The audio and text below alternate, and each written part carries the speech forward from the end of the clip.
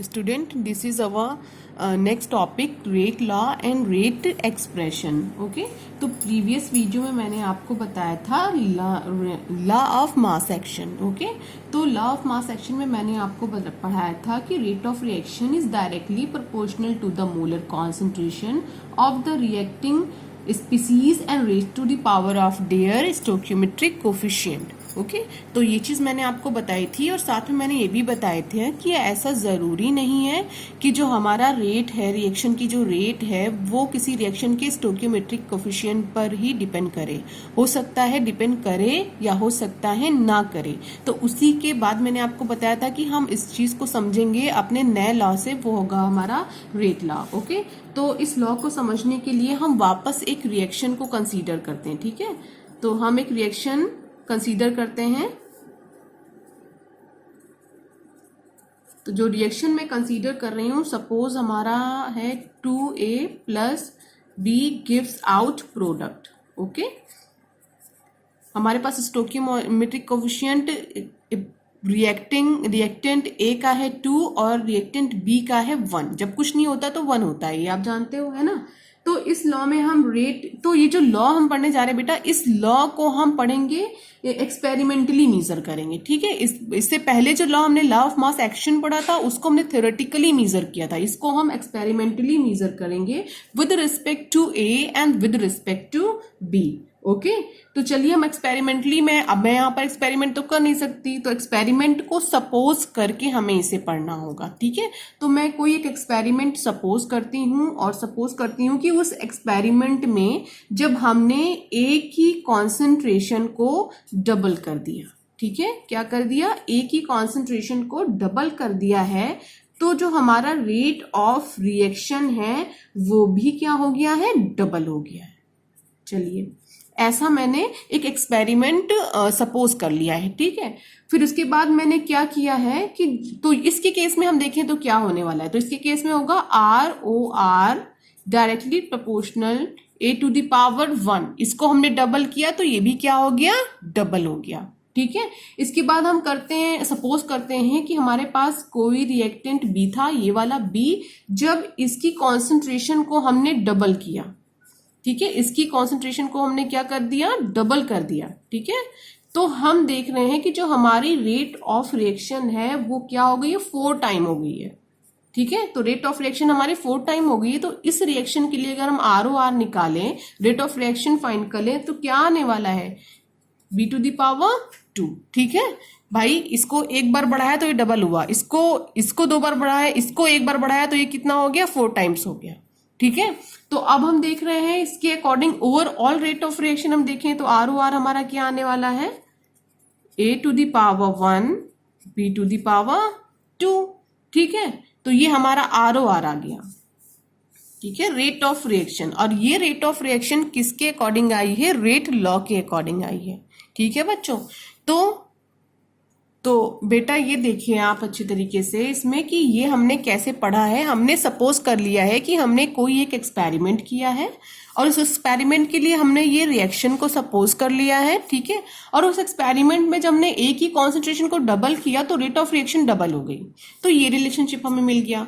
जब बी की कॉन्सेंट्रेशन को डबल किया तो हमारी रेट ऑफ रिएक्शन 4 टाइम्स हो गई, तो हमें ये रिलेशनशिप मिला. तो ओवरऑल रिलेशनशिप हमें क्या मिलने वाला, यानी ओवरऑल रेट ऑफ रिएक्शन हमें क्या मिलने वाली है, ROR is directly proportional to the A to the power 1 and concentration of B to the power 2. Okay, इस पे हमारी रेट ऑफ रिएक्शन डिपेंड कर रही है. अब हम आते हैं, ये जो हमारी रिएक्शन है, ठीक है, इसी रिएक्शन में हम लॉ ऑफ मास एक्शन लगाते हैं. मास एक्शन जो आपने प्रीवियस वीडियो में स्टडी किया था, जब आप इसमें लॉ ऑफ मास एक्शन लगाएंगे तो आप रेट ऑफ रिएक्शन फाइंड करेंगे तो कैसा होगा, क्योंकि लॉ ऑफ मास एक्शन क्या कहता है, rate of reaction is directly proportional to the molar concentration of reacting species. दोनों रिएक्टिंग स्पीसीज की मोलर कॉन्सेंट्रेशन पर डिपेंड करता है, and raise to the power and raise to the of their stoichiometric power. Okay, तो यहाँ पर stoichiometric कितना है, A का 2 है और B का कितना है, 1 है. ये देखिए, तो जब हमने रेट लॉ के अकॉर्डिंग इस रिएक्शन को फाइंड किया तो यहां पर हमारा कुछ और ही पावर आ रहा है, और लॉ ऑफ मास एक्शन के अकॉर्डिंग देखा तो कुछ और मिल रहा है. है कि नहीं। तो देखिए किसको हम सही माने किसको हम गलत माने, तो गलत दोनों ही नहीं है, अपनी जगह पे दोनों सही है, क्योंकि ये थ्योरेटिकल है, ये हमारा क्या है, एक्सपेरिमेंटल है। ठीक है, तो थ्योरेटिकल एक्सपेरिमेंटल का कोई जोड़ नहीं होता। ठीक है, तो चलिए यहां पर हम क्या करें, तो बेटा अगर हम रेट लॉ की हेल्प से किसी भी रिएक्शन को का ROR रिप्रेजेंट करते हैं तो उसको हम नाम देते हैं रेट एक्सप्रेशन का। तो यानी जो ये आपने लिखा है वो रेट एक्सप्रेशन लिखा है, क्योंकि ये आपने किसकी हेल्प से लिखा है, रेट लॉ की हेल्प से लिखा है। ठीक है, और ये तो आपने लॉ ऑफ मास एक्शन की हेल्प से लिखा है। तो यही मैंने आपको प्रीवियस वीडियो में कहा था कि ऐसा जरूरी नहीं है कि जो स्टोक्योमेट्रिक कोफिशिएंट है उसी पे हमारी रेट ऑफ रिएक्शन डिपेंड करे, ऐसा जरूरी नहीं है। ये मैंने आपको प्रीवियस वीडियो में बता दिया। ठीक है, अगर हम एक्सपेरिमेंट बहुत सारी रिएक्शन में करेंगे तो हम देखेंगे हमें कुछ और मिलने वाला है, और देखिए आप इन दोनों में हमें कुछ और मिल गया। तो ये तो हमने सपोज करके किया था, अगर आप एक्चुअल भी एक्सपेरिमेंट करेंगे तो भी आपको बहुत कुछ डिफरेंट देखने को मिलेगा। ठीक है, तो ये जो पावर हमें मिली है ये स्टोक्योमेट्रिक पावर तो है नहीं, ये तो स्टोक्योमेट्रिक कोफिशिएंट है, बिल्कुल साफ हमें रिएक्शन से पता चल रहा है, देखिए, है ना। लेकिन ये जो मिला है ये स्टोक्योमेट्रिक कोफिशिएंट नहीं है, तो इसको हम क्या नाम देंगे, तो ये जो है हमारा कहलाता है एक्चुअल कोफिशिएंट।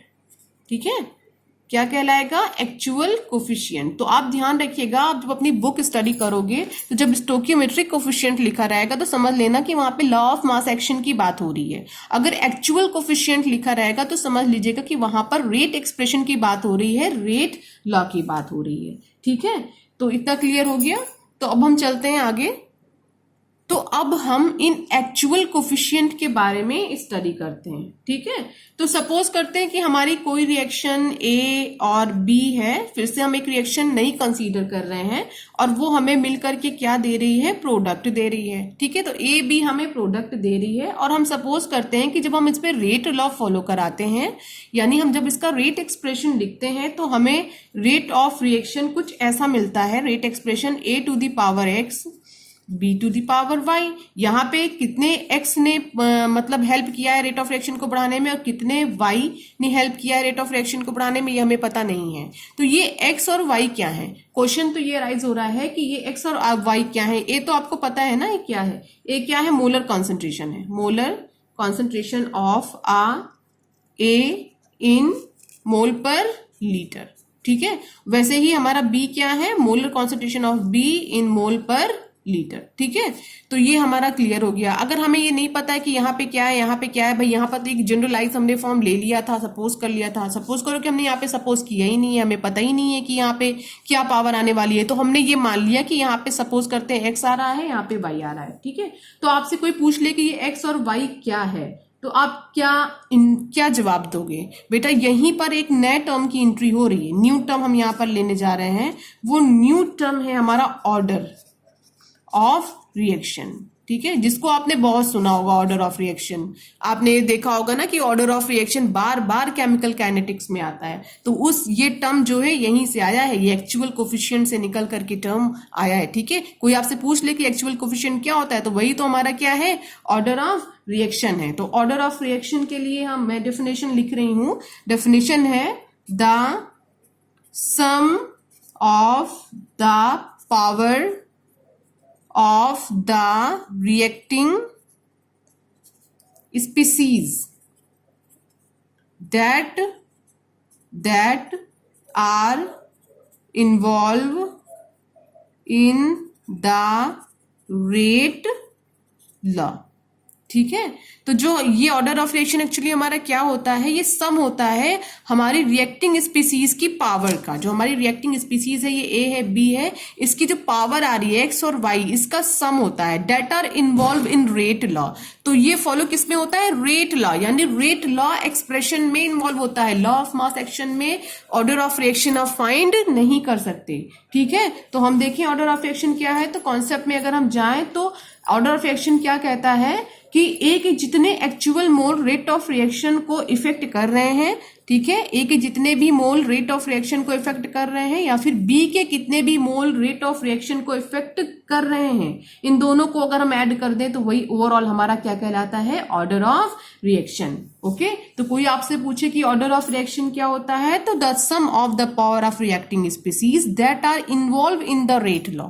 ओके, तो रेट लॉ में जो रेट एक्सप्रेशन आपको मिलता है, उस रेट एक्सप्रेशन में जब आप उसकी एक्चुअल कोफिशिएंट को ऐड कर देते हो, उसके सम को ही हम क्या बोलते हैं, ऑर्डर ऑफ रिएक्शन बोलते हैं। ओके स्टूडेंट, तो ये एक नया टर्म हमें मिला है और नेक्स्ट लेक्चर में हम इस टर्म को कंटिन्यू करेंगे। Okay, thank you class.